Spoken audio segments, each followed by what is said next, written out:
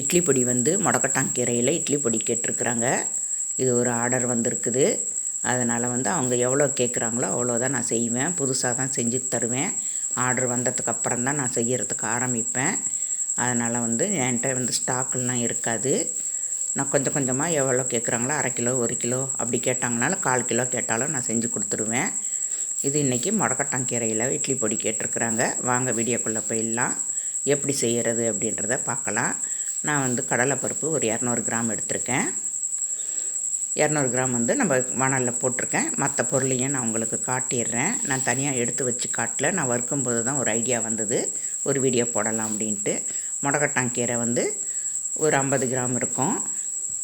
நிறையா போடக்கூடாது, கசந்துரும். உளுத்தம்பருப்பு ஒரு 200 கிராமு, 1 டீஸ்பூனு மிளகு, 1 டீஸ்பூன் ஜீரகம், 1/4 டீஸ்பூனு பெருங்காயம், மிளகாய் ஒரு 10 மிளகாய்,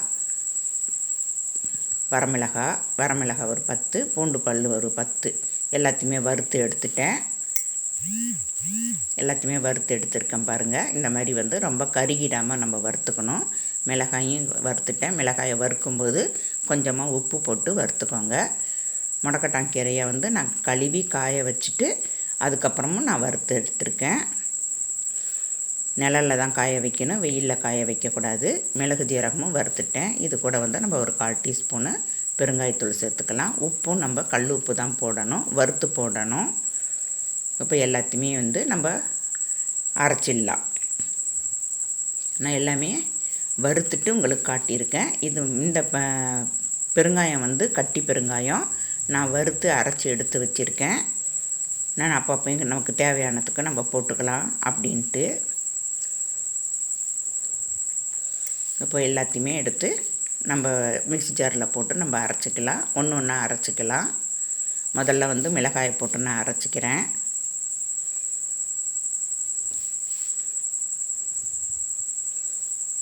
முதல்ல மிளகாயை வந்து காம்பெல்லாம் கிள்ளிட்டு மிளகாயை சேர்த்துக்கோங்க மிக்ஸி ஜாரில். இன்னும் முதல்ல மிளகாய் நம்ம அரைச்சாதான் நமக்கு வந்து அதில் வந்து தோலெல்லாம் அப்படியே இல்லாமல் நல்லா நைஸாக வந்து அரைப்பட்டு வரும். அதனால தான் ஃபஸ்ட்டு வந்து மிளகாயை அரைச்சிக்கிறேன். மிளகாயை மட்டும் போட்டு ஃபஸ்ட்டு அரைச்சிடுங்க. அதுக்கப்புறம் வந்து நான் கடலைப்பருப்பு கொஞ்சம் போட்டு அரைச்சிக்கிறேன். இது கூடயே கடலைப்பருப்பு, மிளகு, ஜீரகம், பெருங்காயம் எல்லாமே இப்பயே கூட போட்டு அரைச்சிடலாம். நான் வந்து சின்ன ஜாரில் அரைக்கிறதுனால ஒரு 2-3 வாட்டி நான் போட்டு அரைச்சிக்கிறேன். 1/4 டீஸ்பூன் வந்து பெருங்காயம் போட்டுக்கிறேன். கட்டி பெருங்காயம் தான். கட்டி பெருங்காயமே உங்களுக்கு வறுத்துட்டு நான் அரைச்சி வச்சுருக்கேன் பவுடரை. இப்போ கடலைப்பருப்பு சேர்த்துக்கிறேன்.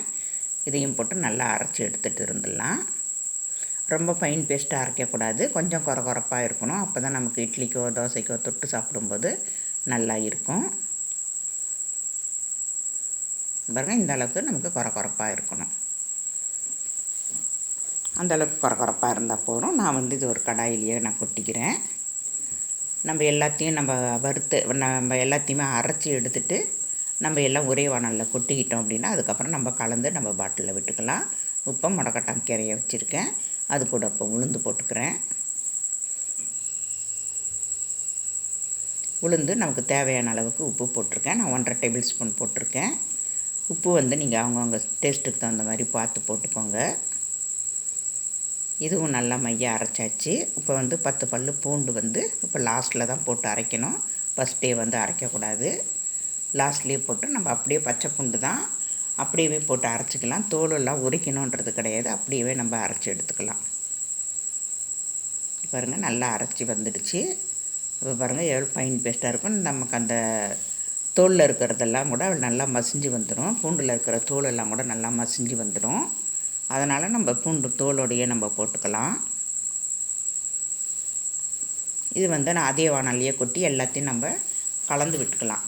ஏன்னா 2-3 தடவை ஃபஸ்ட்டு வந்து கடலைப்பருப்பு, அப்புறம் உளுத்தம்பருப்பு அப்படி நம்ம அரைச்சோம் இல்லையா, அதனால் எல்லாம் ஒன்றா போட்டு நல்லா கலந்து விட்டுக்கலாம்.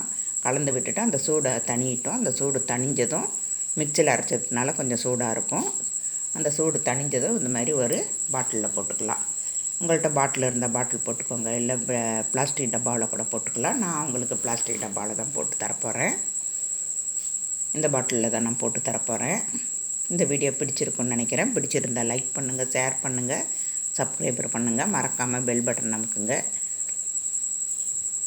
நான் அடுத்தது சாப்பாட்டுக்கு எப்படி செய்கிறது, சாப்பாட்டு பொடி எப்படி செய்கிறதுன்றதையும் நான் உங்களுக்கு காட்டுறேன். முடக்கட்டான் கீரையிலையும் செஞ்சுக்கலாம், மணத்தக்காளி கீரையிலையும் செஞ்சுக்கலாம். தேங்க்யூ.